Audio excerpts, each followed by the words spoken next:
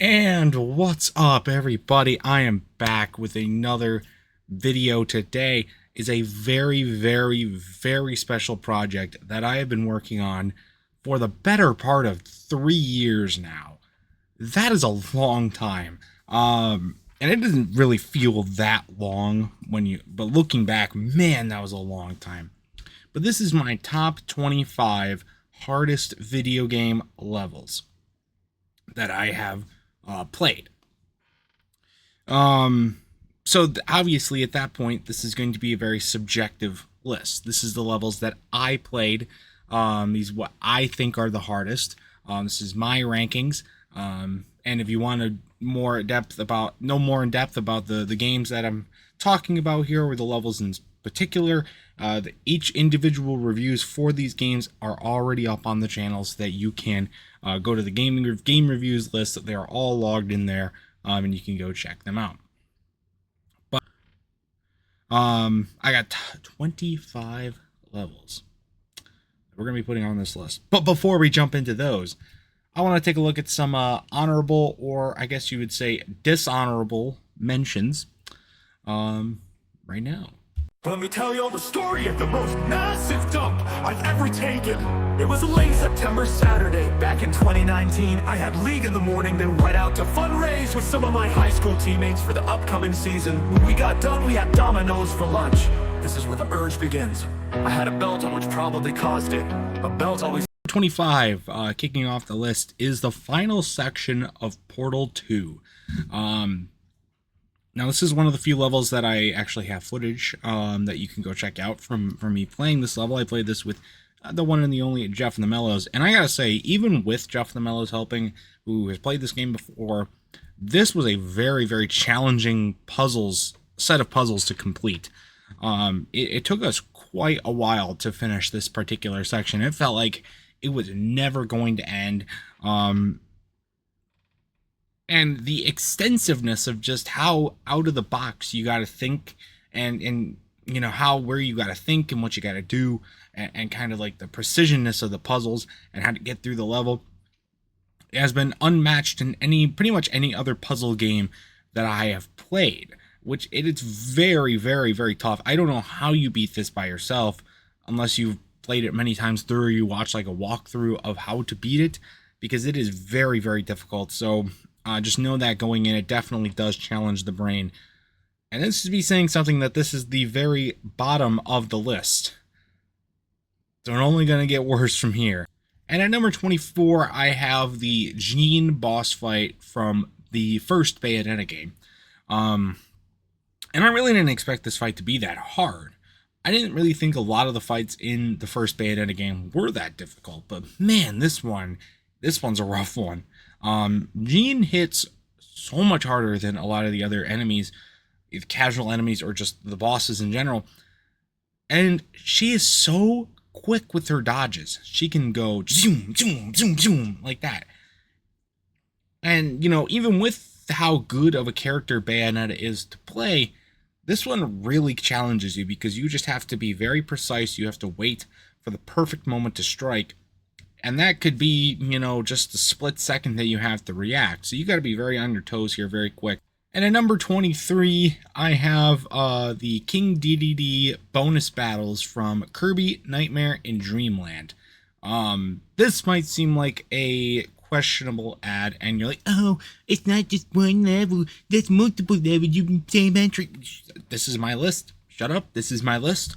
You want to make your own list? Go ahead, go do it. This is my list. Now, like I said, these are a set of bonus battles in the game. They're not necessarily necessary for completion, I guess is the best way to put it. But I found them just extremely difficult. And this game is not difficult by any means. I think I beat it in like one or two maybe one sitting. It might have taken me two sittings. I don't remember. It was not a hard game by any means, but these levels are just like completely on their own as far as the difficulty. Because King Dedede's pattern is just always random, and so you can never really, like, you play the first level like, whoa, what was that? And you don't even have time to adjust, because Kirby dies in one hit. And he's like, oh my god, how do I adjust myself so you get to the next level? But his pattern's completely random there too. I'm like, whoa, why do this again? And that just continues throughout the entire game. Like, I always tried them, but I could never beat one of these levels. And thankfully, you don't need to. So that's why it's a little lower on the list, only because it's a bonus battle. And at number 22, I have the final boss fight from Mario and Rabbids Kingdom Battle. This might seem like another crazy one, like, whoa, this be children game. Again, hear me out. It's justified, its placement on this list. This is a really long level. This is mostly about endurance, because of all the different phases of the boss and everything that you got to do to work up to the point of finally being able to beat it, especially since there's no checkpoints, there's no way to add in new characters from the game. You only get the 4 that you pick, and that is it. And so you got to be really strategic about which you pick and how you place them throughout the board and about that. And you also be very strategic, making sure to take everybody out as quickly as possible, because more can spawn in, and that gives them more turns and gives them more chances to attack you and all that kind of stuff. This level, though, I found to be a very good challenge for the mind. It really makes you think. It really makes you stay on your toes. It's very good for strategy thinking and all that great stuff. So that's why it's not super, super high on the list, but it is one to definitely prepare for. At number 21, I have the Slippery Climb from the Crash Bandicoot 1, specifically the Insane Trilogy version of Crash Bandicoot 1. This is a very notorious level and shows up on a lot of people's hardest video game levels list, and it is for good reason. Is another one, because they put it after a level that you're going to see later on in this list. Putting this level right after that level is just completely devious. You are just super, super mentally drained after that level we're going to talk about later. And coming straight into this level, oh my goodness. I think that's a big reason why this level is maybe a little more difficult. Kind of pushes its way more onto this list, but the level by itself is still very challenging. There's not many places that you can take a breather. A lot of it's very slopes and, just areas where maybe the platforms jump out from underneath you. There's only like 2 or 3 checkpoint spots, so there's not a lot of places to really save your progress, and you got to be very careful with your lives, because you don't want to go all the way back to the last checkpoint, or God forbid the very beginning of the level. And obviously it's called the Slippery Climb because it's raining, and that means there's a lot of slippery slopes, so you got to be very, very precise when typing your jumps. And the fact that the platforms themselves are already very small and there's a ton of stuff going on throughout the level, it's a grind. I don't think. At number 20, I have Bayonetta 2, the entirety of Chapter 15. Oh man, this level is just complete chaos from the start. There's just such a huge variety of enemies that literally will come at you, swarm you in a complete circle. They're all around you in a complete circle, so you always got to be looking everywhere. And you have limited vision because they do that for some reason, so you can't see them as far away. You're more narrow-sighted, so you got to be very, very precise with where you go and what you do. And it just feels like they never stop coming. It's just waves after waves after waves after waves of just bam, bam, bam, bam. And if you see my review of Bayonetta 2, it's a button masher for attacking. And my hands were just very, very sore after playing these levels. This one especially wore me out because it is just relentless for several minutes at a time. But in a way, it's a good way to prepare you for the end of the game. Hint, hint. For the endurance aspect and for just, being able to have patience and grinding it out and stuff like this. This one is very, very physically draining, just because of everything that's going on in the level. It's not something that's super different from like the other mechanics or like stuff that otherwise that goes on in the game. So you should be pretty well equipped to attack this level when you get to it in the game, especially, like I said, it's near the end of the game. but it is still a grind, and you will need to make sure that your hands are in good physical shape. And at number 19, I have the Venom boss fight, also the final boss fight from Spider-Man 2. There are a lot of levels from the Insomniac Spider-Man games that I could have put on this list. But for the most part, I refrained it. But Spider-Man 2, there are a couple of entries, and this is the first one. Fights in the game, when you figure out their patterns, it's usually not that difficult to beat them. But Venom is a totally different character. Because first off, 4 phases for a boss fight is way too much. I know there are bosses that I have fought that are going to be on this list that are longer, but those phases are usually shorter, and also with the extensiveness of the recognition that you have, like, those patterns are a little more easy to figure out. Versus this game, Venom is almost completely random what he wants to do. It depends on how close to him you are, it depends on what stage you're at. It kind of just depends on how he's feeling, to be honest. And so with 4 phases, that just makes it wait about an hour to beat this fight. Just playing this fight, not just playing the final levels or not anything like that. Just straight trying to win this battle for not 4 hours, just over an hour. That's a long time for just one fight, and that's bad. And it's like, my people are, oh, but the Scream boss fight also had 4 phases. Why didn't you put Scream on the list? Scream isn't on the list because, again, her patterns are a little more recognizable, so it's not as bad. Here's another thing. You play as Miles for half of it. It doesn't make any sense. Harry and Miles don't have like a lot of like character growth or connections in any way. And at number 18, I have the final stage or level, or whatever you want to call it, of Buggos. A lot of you probably haven't heard the game Buggos before. And quite frankly, when I started playing Buggos, it was part of the Jingle Jam. I didn't expect this level to sniff, like this game at all, to sniff anywhere near this list. But holy crap, this level is freaking insane. The game is overall pretty challenging. But I put the final level on here specifically just because, oh my god. First off, you start in a really terrible part of the map. You're just in range of really everything from right off the bat before you even can get enough bugs out on the floor.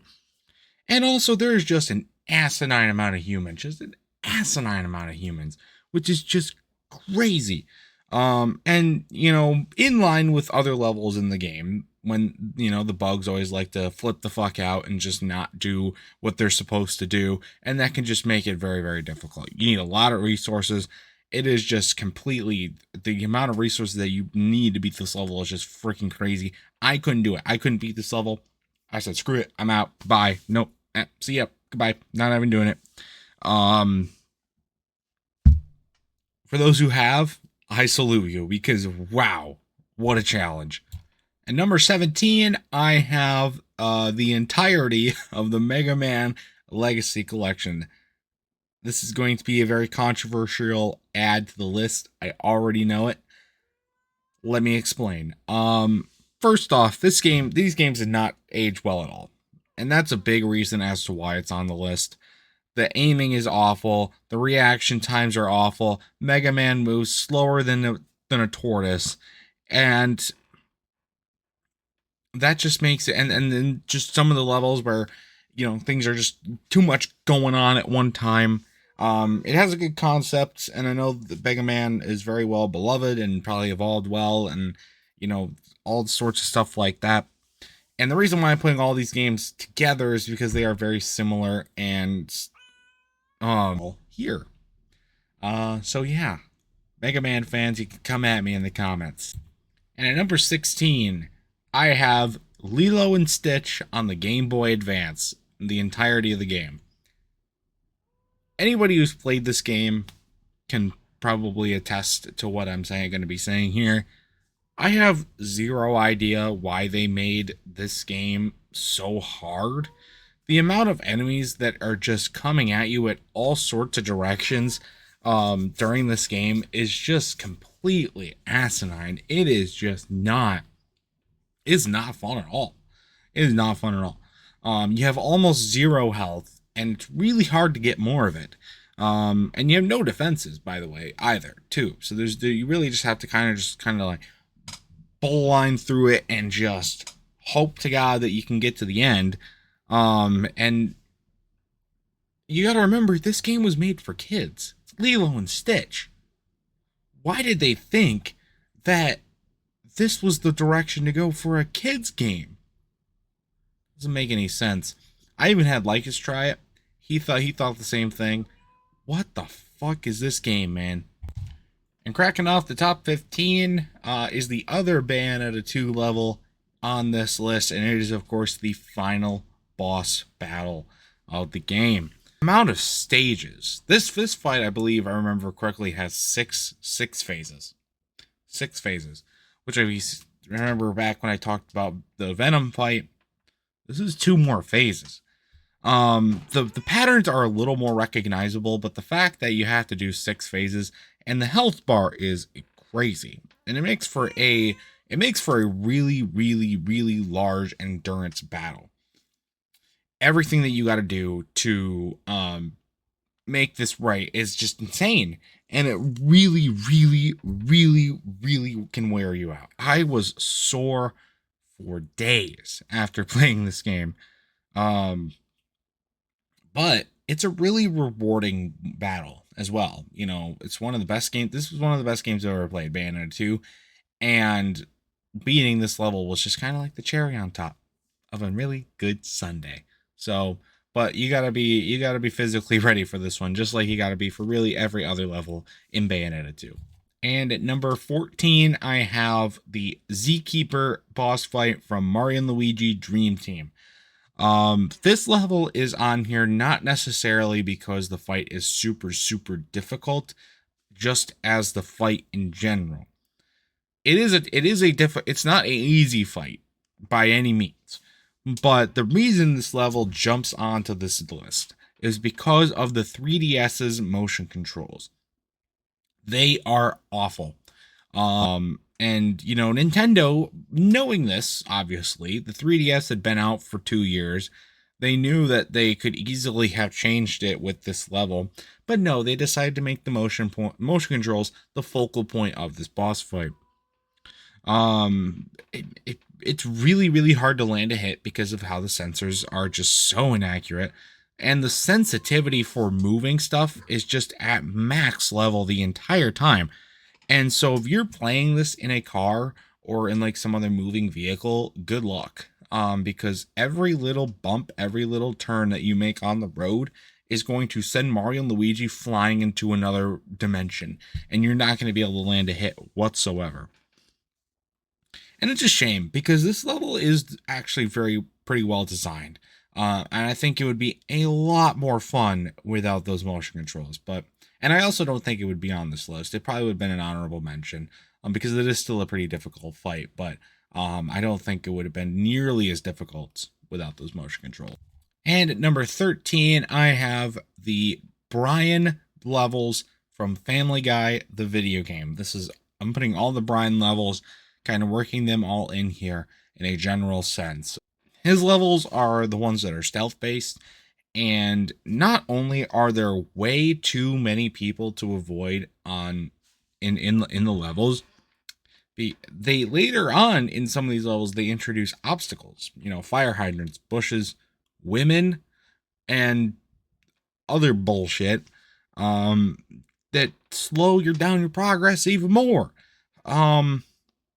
And you know, like the fire hydrants, where I thought was clever because, you know, he's a dog and he's gonna want to go to the fire hydrants. But some were just plain unnecessary. Are we really supposed to believe that Brian's bladder is going to, like, fill up every time he goes near a bush? Maybe you should take him to the doctor for that one. Or does he have to rub up on a woman every time he gets anywhere near a woman? That was really, really annoying. And every level really just has a methodical path that you have to take, and finding it is really the hardest challenge because it's very specific and it's really hard to find. Um, and the other really hard part is avoiding the people that you can't even see, that are off screen, that you can't even see until they catch you, and you don't even know what's going on. Uh, and they just combine all these factors with the fact that this game wasn't very well made, so there's sometimes some glitches or sometimes like stuff that just doesn't make a whole lot of sense in general as far as mechanics and whatnot. And it just makes for some very frustrating levels. And I really did not like playing these levels. And thank God the brine levels are the shortest of the three types of levels that you play in this game. At number 12, I have the courthouse battle from Wolfenstein 2. You'll know that this level is just a very large slap in the face. First off, it takes place fairly late in the game. I think it's like later portion of the game. So you have a lot of weapons at this point. You're pretty strong, but they strip you of all that. Strip you of all your weapons, and your armor that you've been getting all throughout the game, and then they throw you into one of the largest battles of the game. There are a million enemies that you have to find. You have to go find a gun. Bullets are really hard to come by, so you have to be very methodical of where you shoot. But that's nearly impossible because you got enemies coming from everywhere, just hailing bullets everywhere. You want to use melee? Nope, you have no armor, so you die in like a hit or two for melee, and so it's just pointless to do that at all.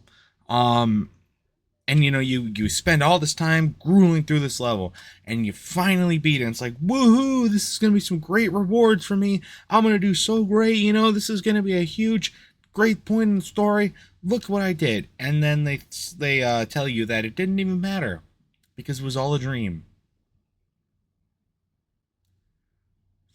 Just fuck you, Wolfenstein 2. Just fuck you. What a joke this level is, and goddamn, is it way hard. And at number 11, I have the entirety of I Am Bread.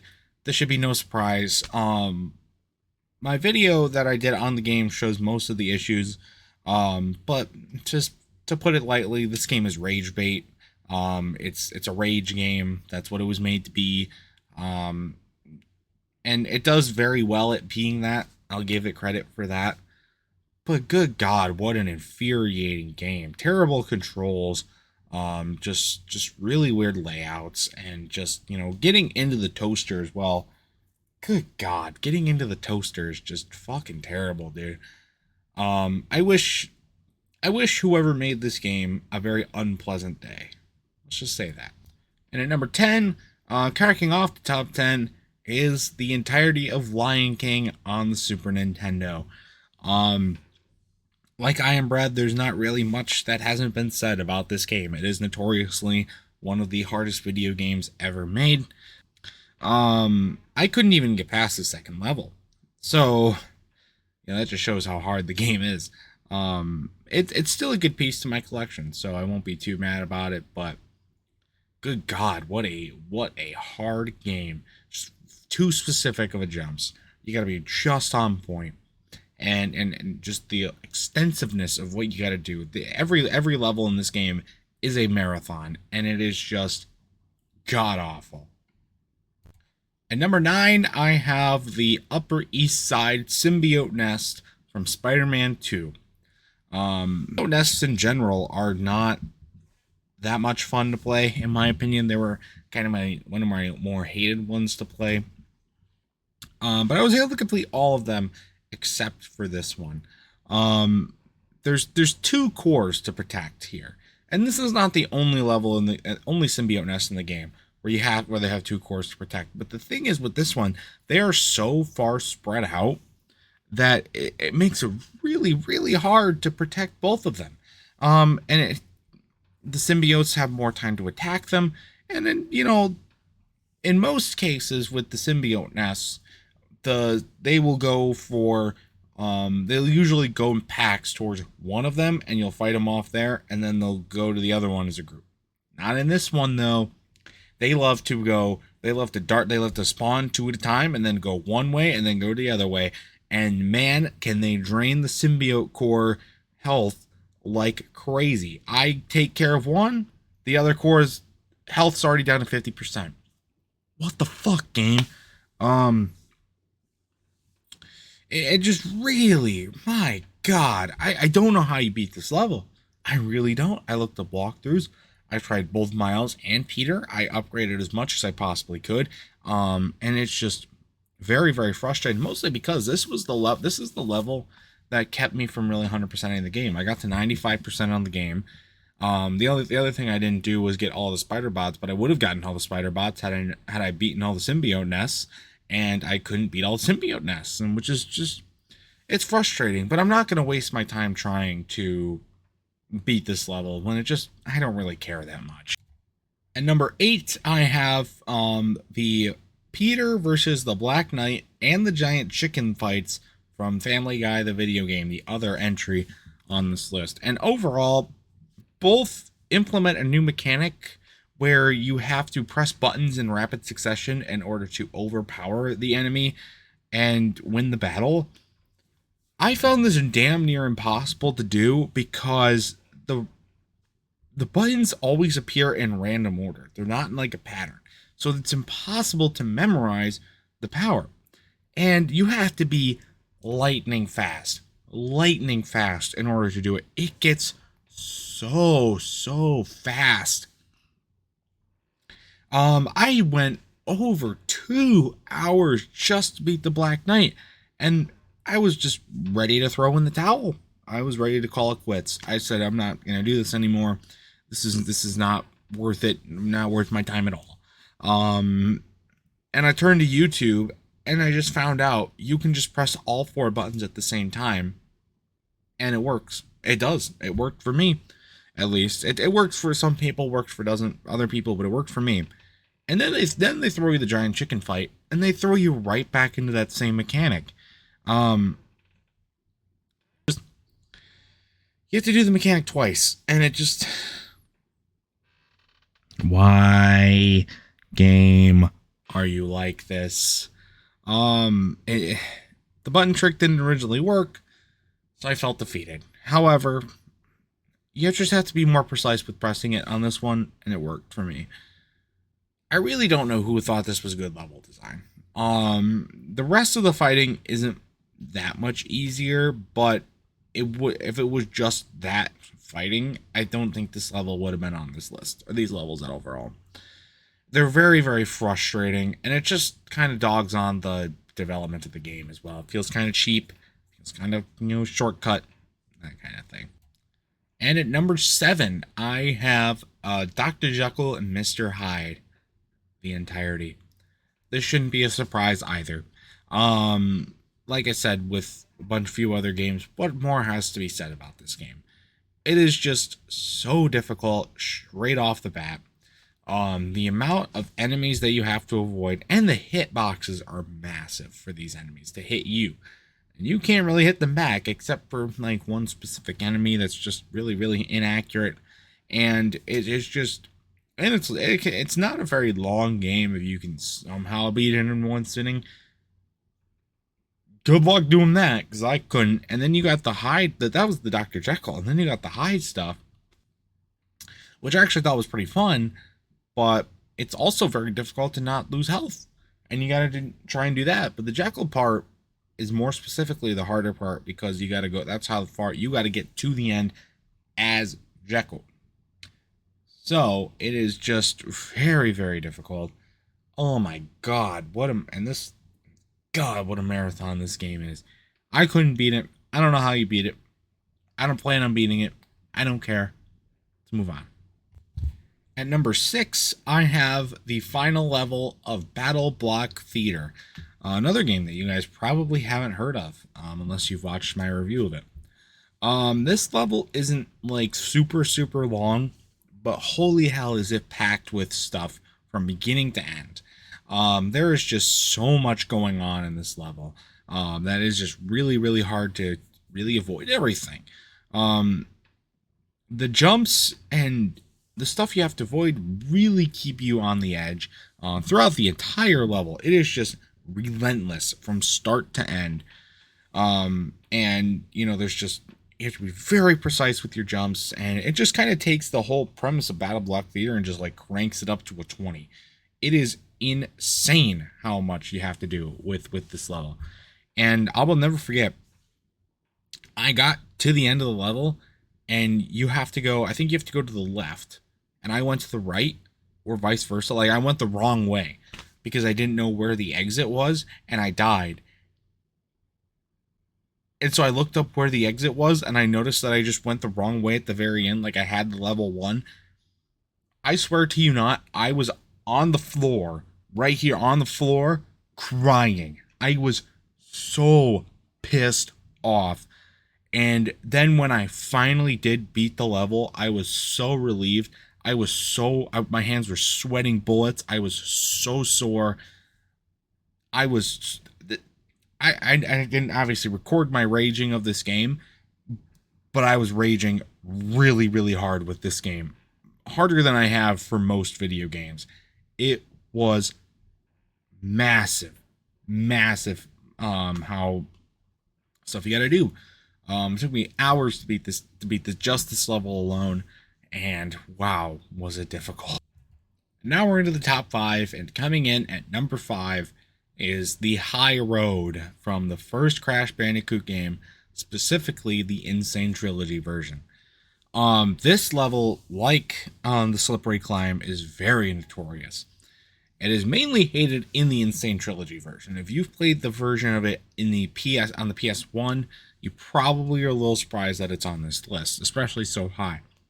The problem with the Insane Trilogy version is that the mechanics didn't align very well when making this level. Landing on the turtles is almost impossible.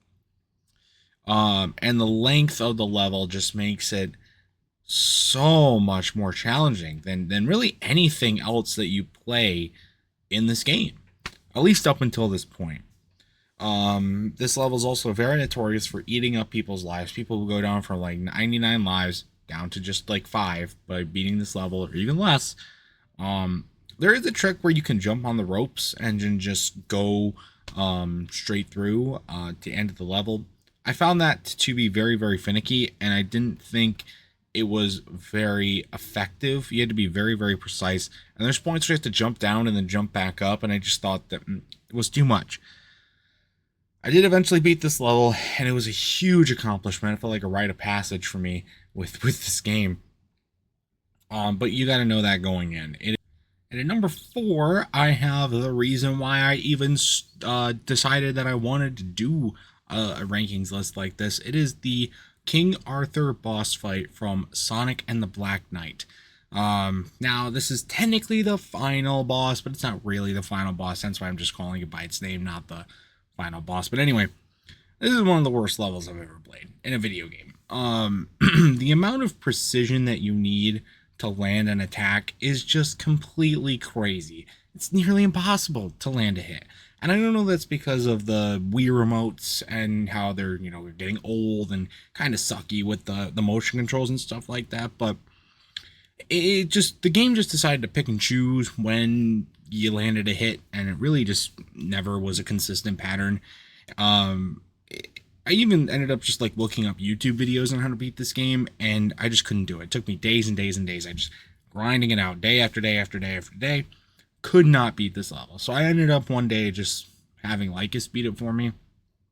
And that ended up working. It took him a few tries, though. It wasn't very easy for him either. He ended up beating it, though, for me, which is good enough. I don't really care as long as it's just done and beat it, because otherwise I would have just had, "You shall regret the day you ever raised your sword against me." I would have just had that ringing in my head all the time, and I still kind of do. This is just not a great game either, and I think that kind of just attests to this level's like really shittiness. It's just that the game wasn't that well made anyways, and this is just definitely the worst of the worst.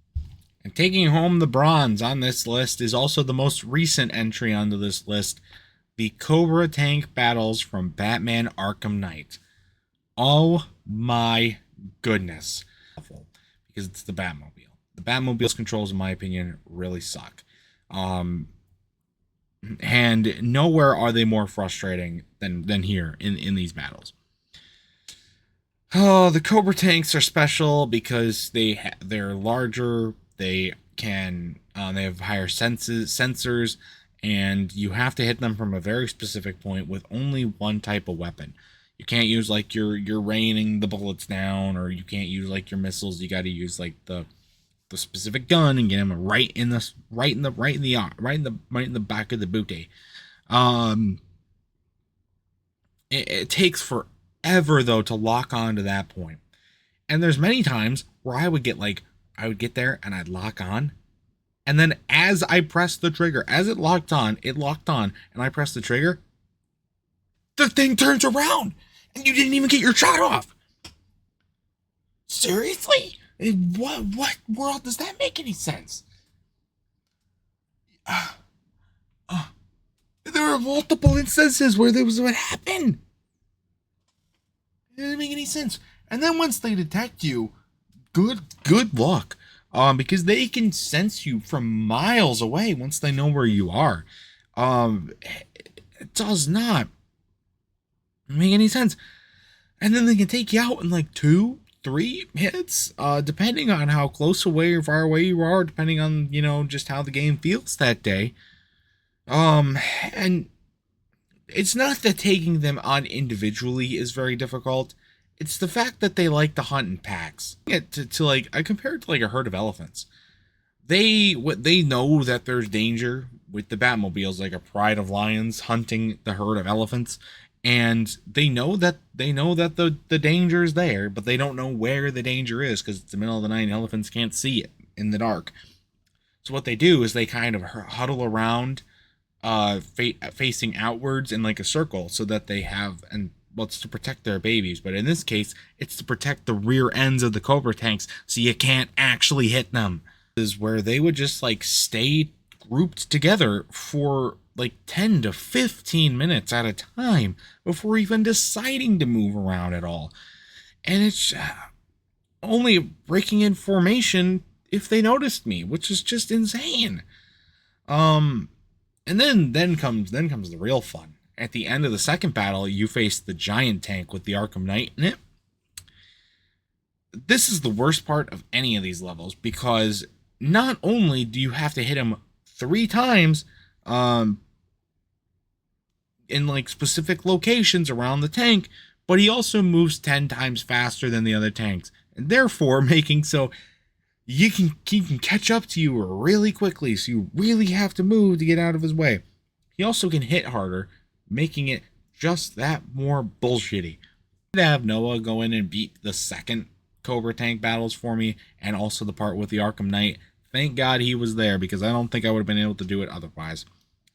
And never in my life do I want to be subjected to that type of torture again. Taking home the silver is the Johnny Benson Lightning Challenge from NASCAR Thunder 2004. This might be a shocker to anybody who hasn't played this game. So in this scenario, you're replaying Johnny Benson when he won his only cup race back in 2002 at Rockingham. And in this game, Rockingham is one of the most challenging tracks in the game. I would say the most challenging track. Some challenges, you're on low fuel. Some of them, you're on worn tires. This is the only one to have both of them.